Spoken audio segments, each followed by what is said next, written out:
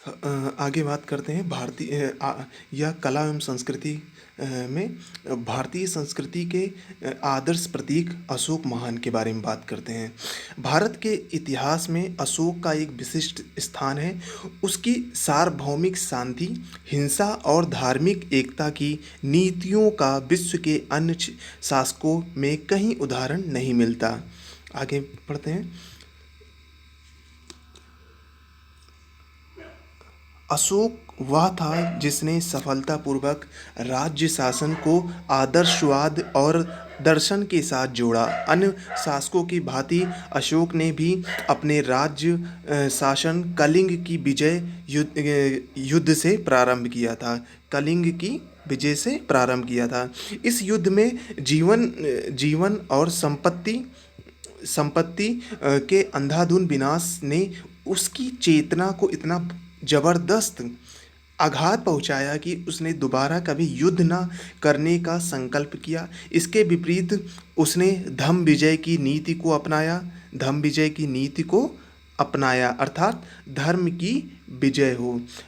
अपने 13वें शिलालेख में अशोक कहता है कि अच्छी विजय वही है जो दया और गुणों से प्राप्त की जाए।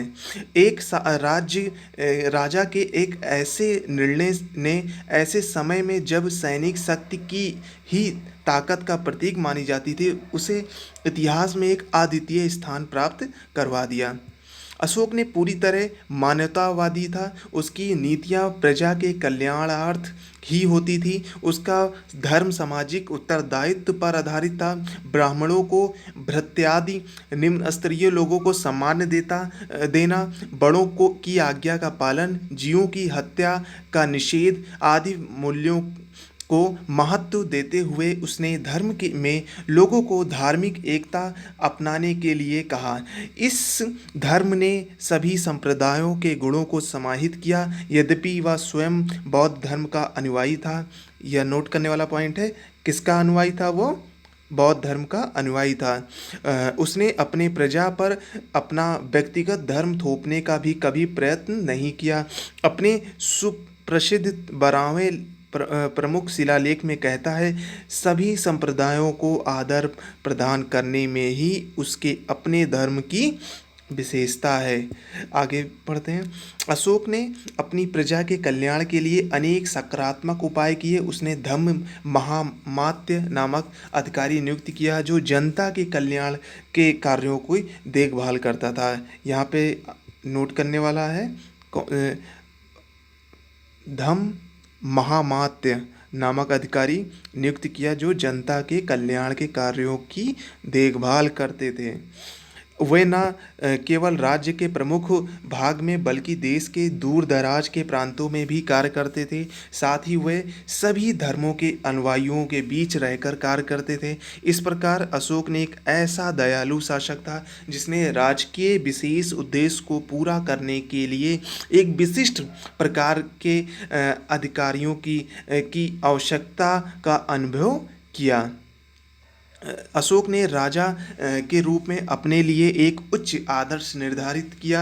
वह अपने को प्रजा का पिता और प्रजा की अपनी संतान समझता था।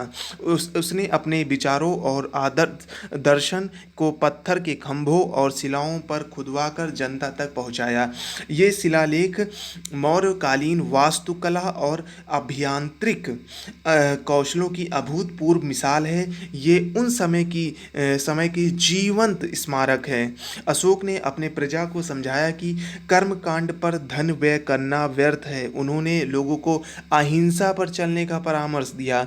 उसने स्वयं शाही शिकार और मनोरंजनार्थ भ्रमण आदि छोड़ दिए। इसके स्थान पर उसने धर्म के प्रचार के लिए धर्म यात्राएं प्रारंभ की। उसने साम्राज्य को एक समान धर्म, एक समान भाषा और व्यवहार्यता, एक समान लिपि ब्राह्मी जिसका उपयोग करता था, वो प्रयोग उस समय बोली जाती थी या अपने जीवन में उसने उतारा, वह प्रदान करके उसने राजनीतिक एकता भी लाने का प्रयत्न किया। क्योंकि जो ब्राह्मी थी वह जो है सब लोग बोलते थे एक तरह से। बौद्ध युग से ही भारत धर्मनिरपेक्ष राज रहा है। यह पॉइंट नोट करने वाला है।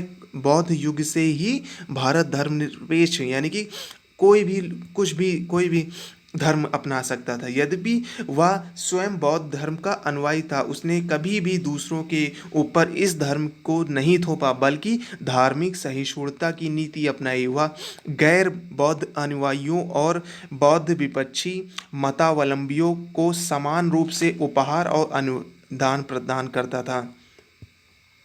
आगे बढ़ते हैं। अशोक का यश उन प्रयत्नों पर भी निर्भर है जो उसने विश्व के विभिन्न क्षेत्रों में शांति का प्रचार करने के लिए किए। उसने यूनानी साम्राज्य में अपने दूत भेजे और पश्चिमी भारतीय सभ्यता दूर दूर तक फैलती रही। एक बौद्ध परंपरा के आधार पर अशोक ने अपने दूत श्रीलंका, ये नोट करने वाला है, कहाँ कहाँ भेजा, श्रीलंका और मध्य एशिया तक के दूर दराज के क्षेत्रों तक भेजे। बौद्ध धर्म विश्व के विभिन्न धर्म भागों में फैलता चला गया। यद्यपि भारत में बौद्ध धर्म कोई बहुत बड़ी शक्ति नहीं है, फिर भी यह श्रीलंका और सुदूर पूर्वी देशों में आज भी अपनी लोकप्रियता बनाए हुए है। वर्ण व्यवस्था जो प्रायः जाति व्यवस्था के रूप में जानी जाती है, वैदिक युग में प्रारंभ हुई और धीरे धीरे सामाजिक संगठन के रूप में पूरे देश में, संपूर्ण भारत में प्रधान संगठन के रूप में उभरी। नए धर्मों और दर्शन के साथ साथ नगरों के विकास, शिल्पकला और व्यापार के प्रसार ने हमारे देश में सांस्कृतिक एकता की इकाई को बढ़ावा दिया। अशोक ने पूरे देश को एक शासन के अंतर्गत संगठित किया और राजकीय नीति के रूप में युद्ध का परित्याग किया। दूसरी तरफ उसने प्रतिज्ञा की वह समस्त जीवित प्राणियों के प्रति अपने ऋण को समर्पित करने का प्रयत्न करता रहेगा। आगे बढ़ते हैं। कला और वास्तुकला। आरंभिक मौर्य काल। कला और वास्तुकला के क्षेत्र में मौर्यों का योगदान प्रशंसनीय रहा है। अशोक ने बुद्ध के जीवन की भिन्न भिन्न घटनाओं की स्मृति में 84,000 स्तूप बनवाए। मैगस्थनीज के अनुसार पाटलिपुत्र का वैभव ईरान के शहर से कम नहीं था। यह नोट करने वाला। मैगस्थनीज के अनुसार पाटलिपुत्र का वैभव ईरान के शहरों से कम नहीं था। अशोक के अभिलेख जिन स्तंभों पर खुदवाए गए वो एक चमकीले बलुआ पत्थर के बने हैं और इनके शीर्ष पर घंटाकृतियाँ हैं। सर्वोत्तम सुरक्षित अशोक के शिलालेख बिहार के लौरिया नंदरगढ़ में प्राप्त हुए। या 32 फीट लंबे खंभों के ऊपर 50 टन की बैठे हुए शेर की मूर्ति है, जो उत्कृष्ट अभियांत्रिक चमत्कार का उदाहरण है।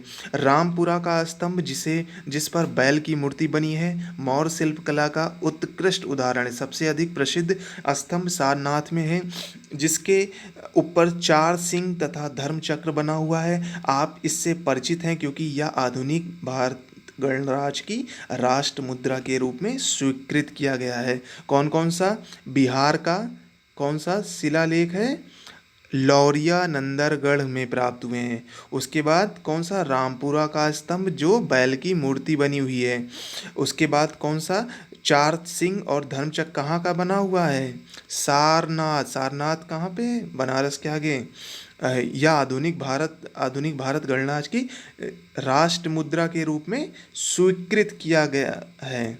आगे बढ़ते हैं। स्तंभों के अतिरिक्त और भी कई मौर्यकालीन आकृतियां प्रकाश में आई। सबसे अधिक प्रसिद्ध दीदार से प्राप्त यक्षी की मूर्ति। इन मूर्तियों का सौंदर्य इनकी कारीगरी की शुद्धता और इस तथ्य में है कि ये पूरे एक समूचे पत्थर से बनाई गई हैं। स्तंभों के समान इन मूर्तियों पर भी अनुपम चमक है, जिससे मौर्यन पॉलिश कहा जाता है। आपको यह जानकर आश्चर्य होगा कि इन मूर्तियों की चमक में आज तक इतनी सदियों के बाद भी कोई कमी नहीं आई। इसके अतिरिक्त इन सभी शिलालेखों में जो भाषा प्रयोग की गई है वह प्राकृत है, जो उस समय देश की राष्ट्रभाषा रही होगी। इसमें सबसे प्राचीन भारतीय लिपि ब्राह्मी लिपि का प्रयोग किया गया है।